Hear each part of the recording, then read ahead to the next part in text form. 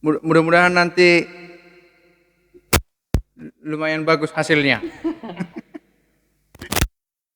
Oke. Tapi biasanya belakangan ini sudah berkurang apa saya view penonton. Oh iya Entah iya. kenapa. Mungkin harus Mungkin yang wow lagi di apa ya? nah makanya saya undang dirimu bro untuk apalah menggait penonton. Mana Ah, tahu kan. Tapi kalau ternyata turun penonton kita bro boleh jadi kurang bersinar kita berdua. Oke, baik kita mau apa? Sudah mulai nih, ceritanya sudah mulai. oke. Kita mau bahas tentang apa? Saya awali tadi tentang hidup membiara di grup kan. Oke. Dan banyak juga yang tertarik. Banyak yang tertarik. Saya sudah kumpulkan beberapa pertanyaan, tapi sebelumnya kita perkenalan dulu. Mungkin banyak yang belum kenal. Kalau saya sudah bosan orang di sini, bro lah perkenalan dulu sedikit. Oke, terima kasih. Oke. Nama saya Frater Robertus Bobby Hermanto, OFM Konventual. Saya berasal dari Jakarta. Kegiatan sekarang ini ya menemani postulan lah sebagai formator di rumah pendidikan. Ya, sambil belajar juga bagaimana mendidik diri dulu pertama.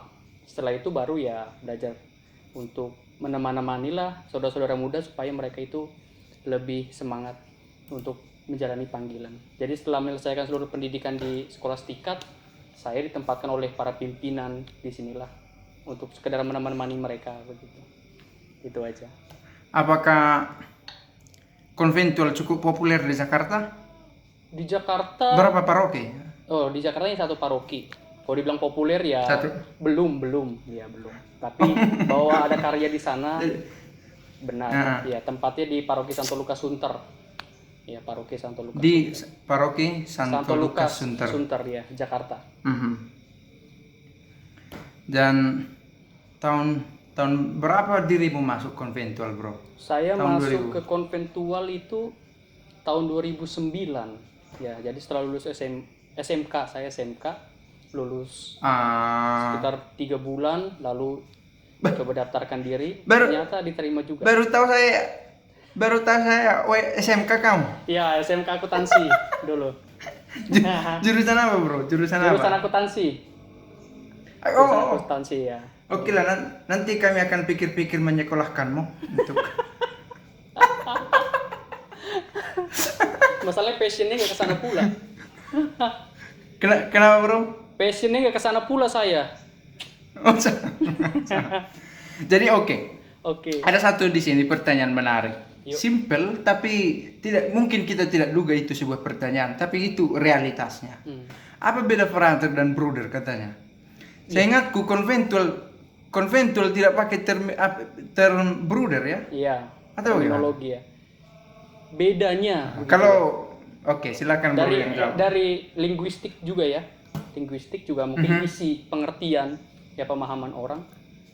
Bruder itu kan bahasa Belanda ya, begitu ya. Saudara. Iya, frater, benar. bahasa Latin saudara juga. Jadi secara linguistik sebenarnya ini sebutan bagi umumnya ya bagi para religius ya yang ambil bagian dalam hidup membiara ya dipanggil bruder atau dipanggil frater dengan linguistik yang berbeda. Akar katanya beda. Lalu secara isi pemahaman orang, nah ini yang mungkin membedakan ya. Tapi secara linguistik ya saudara begitu ya. Bahkan dalam Fransiskan kan frater ya tetap saudara kan. Bahkan yang sudah pastor pun tetap dipanggil frater, saudara. Tapi dalam isi bruder dengan frater itu mungkin untuk frater bisa dua terminologi khususnya dalam hidup Fransiskan ya. Jarang ya frater bisa disebut sebagai mereka yang belum sampai pada jenjang imamat gitu ya. Maksudnya masih apa? Bisa juga disebut frater sebagai sebutan persaudaraan gitu ya. Oke. Ya. Lalu untuk bruder sendiri, bruder itu dia punya kekasan. Kalau disebut bruder, ya berarti dia yang tidak ambil bagian dalam jenjang hidup pola hidup yang nanti akhirnya dia akan ditabiskan sebagai klerikus begitu. Ya, jadi mengabdi sebagai saudara saja begitu. Ya itu ada nuansa-nuansa itu di dalamnya begitu. Tapi secara linguistik artinya tetap saudara begitu.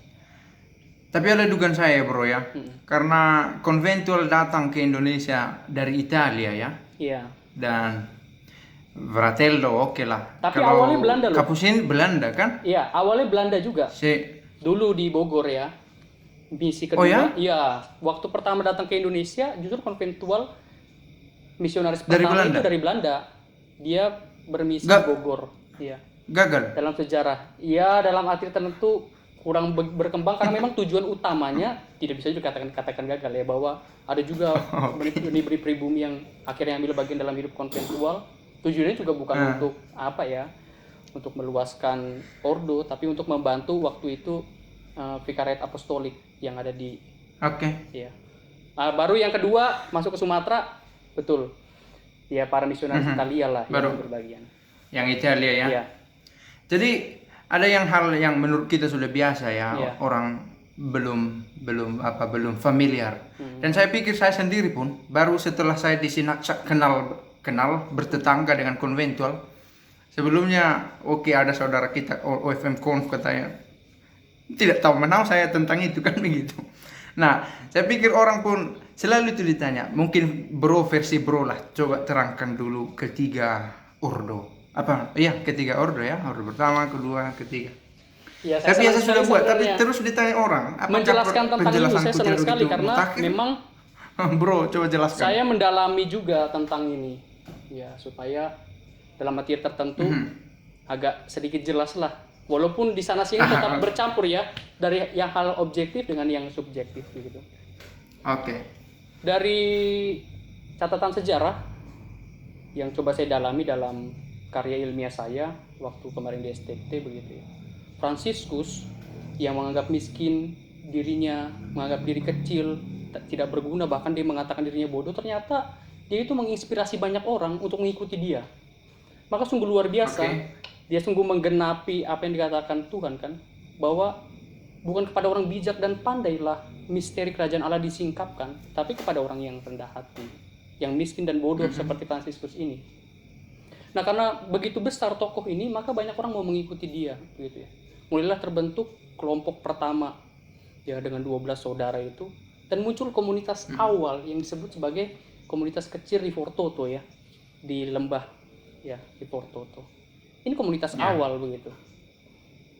Jadi dari sinilah cikal bakal mulai terbentuknya Ordo Saudara Dina yang kita kenal itu, yang pada tahun 1209 akhirnya dikukuhkan dengan ya meminta izin kepada Paus waktu itu Innocentius ketiga. Semakin bertambah waktu semakin banyaklah para saudara yang mau ambil bagian dalam bentuk hidup ini. Bahkan dalam kapitel tikar 3.000 orang, kapitel tikar kedua itu 5.000 orang. Karena begitu banyak orang yang mau ambil bagian dalam pola hidup ini, tentu semakin banyak semakin kompleks juga permasalahan kan. Semakin banyak orang semakin banyak juga pola pikir. Terlebih ketika Fransiskus ini akhirnya beralih dari dunia ini, bertransitus ya menuju ke rumah Bapa. Akhirnya diambil bagian dalam kerajaan surga, kita percaya dan yakin karena dia Bapa kita. Dengan kekudusannya dan perbuatan-perbuatan ajaib yang dia buat selama hidupnya. Nah, setelah Fransiskus ini meninggal lah, mulai banyak interpretasi. Orang-orang mulai berpikir, para saudara yang begitu banyak dan mulai berkembang kemana-mana. Ada yang ke Prancis, ada yang ke Jerman, ada yang ke Italia, Utara, ya gitu ya. Pokoknya berkembang kemana-mana lah, mulai berkata, pola hidup yang kita hidup ini tidak seperti yang diinginkan Fransiskus. Inilah mulai. Pertama-tama mulai tentang interpretasi pada kemiskinan. Banyak orang berkata, yang diinginkan Fransiskus itu bukan kemiskinan yang seperti kita hidupi sekarang ini. Kita misalnya, hidup kita sudah mulai terjamin. Fransiskus itu mengharapkan penyelenggaraan ilahi. Nah, apa pegangan dari semua dinamika ini, pola pikir saudara tentang interpretasi kemiskinan ini? Pegangannya adalah anggaran dasar. Anggaran dasar. Berkaitan dengan anggaran dasar, ada kelompok lain yang mengatakan, no, tidak hanya anggaran dasar, ada juga wasiat Fransiskus yang diberikan ketika Fransiskus itu mau beralih dari dunia ini. Ada wasiat. Ada 2 wasiat ya, wasiat di Siena dan wasiat yang lebih panjang menjelang ya. Nah, bagaimana kita menerjemahkan kemiskinan ini? Ternyata ada sedikit perbedaan antara wasiat dan anggaran dasar yang ditinggalkan Fransiskus ini. Ada orang yang berkata, wasiat itu tidak perlu lagi kita pikirkan, kita berpegang pada anggaran dasar.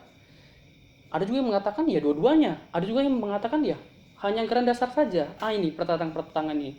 Akhirnya, begitu ya, Paus Gregorius ke-9 yang pada waktu penyusunan anggaran dasar ini masih menjabat sebagai Kardinal Ugolino, dia memberikan pendapat lah, memberikan juga masukan bagi para saudara.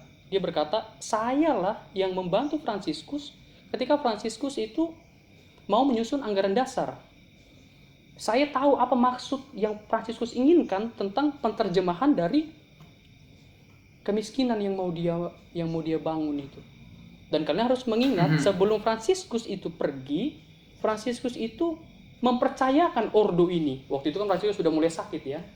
Lalu ordo itu dipercayakan kepada Petrus Catani sebagai minister jenderal pertama waktu itu. Ya, Fransiskus mengatakan dalam kesusahannya, dalam keremuk redamannya melihat para saudara yang semakin berkembang ini, dia berkata justru aku serahkan ordo yang makin berkembang ini ke tangan Tuhan begitu. Bahkan dalam kisah hidup dikisahkan bahwa Fransiskus itu ditegur oleh Tuhan ya. Ini bukan ordomu, mungkin bahasanya seperti itu ya. Ini ordo saya, kata Tuhan. Maka Fransiskus mempercayakan ordo itu pada pangkuan gereja. Nah, saudara-saudara yang lebih dalam arti tertentu menekankan aspek spiritual dari hidup kemiskinan ini, akhirnya memisahkan diri. Sedangkan saudara-saudara lain yang lebih moderat, dia bertahan pada penterjemahan kemiskinan sesuai dengan pola hidup yang ditetapkan oleh Fransiskus dalam interpretasi gereja begitu. Jadi ada penyesuaian di situ. Oke. Nah, pada masa hidup juga Berarti boleh dibilang sebenarnya simpelnya interpretasi yang berbeda lah atas tulisan Fransiskus sampai muncul kelompok-kelompok ini. Iya. Satu lagi, tadi yang lebih spiritual, yang agak lebih keras, yang kedua itu yang lebih moderat, begitu ya. Lalu yang ketiga, pada masa hidupnya Fransiskus juga mengizinkan para saudara yang mau ambil bagian untuk hidup bertapa, berdoa, begitu ya. Jadi ada dimensi-dimensi ini begitu. Yang itulah nanti akan terarah pada para saudara yang memilih hidup untuk tinggal di wilayah-wilayah di eremo, memilih hidup eremik lah begitu. Jadi begitu kaya lah spiritualitas ini. Nah, dari ketiga ini konventual yang mana begitu ya? Konventual adalah mereka yang mengikuti pola hidup Injil Tuhan kita Yesus Kristus, Yesus yang tersalib, dengan menyesuaikan diri untuk ambil bagian dan tunduk pada interpretasi hidup lebih moderat berkaitan dengan kemiskinan sesuai dengan apa yang ditetapkan oleh pangkuan ibu gereja kita. Lebih moderat mengenai kemiskinan Fransiskus? Ya, lebih moderat dalam arti tidak ekstrim seperti yang pada awal Fransiskus itu hidupi begitu. Misalnya tidak pakai sendal. Dalam perkembangan waktu kan tentu begitu banyak saudara, begitu banyak juga kebutuhan, tuntutan yang dipercayakan gereja kepada ordo, maka dulu mungkin waktu masa Fransiskus hal itu bisa disesuaikan begitu ya. Misalnya kita mengharapkan penyelenggaraan ilahi dan lain sebagainya. Tapi ketika saudara itu begitu banyak, hal ini agak sulit dihidupi oleh para saudara. Maka tentu juga bukan artinya konventual yang tidak mau hidup miskin dan lain sebagainya. Dia menerima kemiskinan yang diminta oleh Fransiskus sesuai dengan terjemahan dari apa yang ditetapkan oleh Tahta Suci atas teks anggaran dasar tersebut begitu.